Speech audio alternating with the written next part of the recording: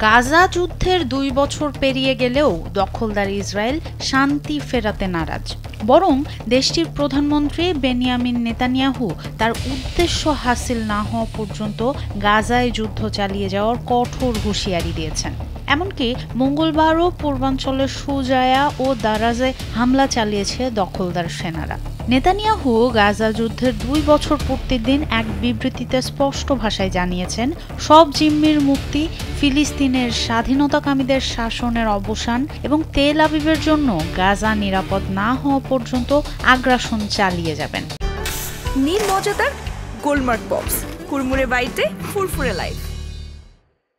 ফিলিস্তিনিদের কাছে এই ঘোষণা কেবল কথার কথা নয়, বরং আরও রক্তপাতের ইঙ্গিত। যখন গাজাবাসী অসহায় অবস্থায় দিন কাটাচ্ছে, তখন তাদের উপর নৃশংস হত্যাযজ্ঞ চালাচ্ছে ইসরায়েল। আবার অন্যদিকে গাজায় সংঘাত বন্ধে পরোক্ষ আলোচনায়ও অংশ নিচ্ছে তেল আবিব।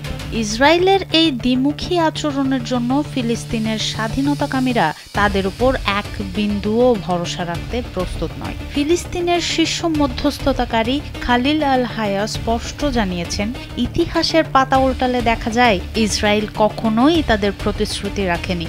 তাই কোনো ধোঁয়াশা না রেখে খালিল আল হায়া স্থায়ী যুদ্ধবিরতি এবং ইসরায়েলি সেনাদের সম্পূর্ণ প্রত্যাহারের বাস্তব নিশ্চয়তার উপর জোর দিয়েছেন।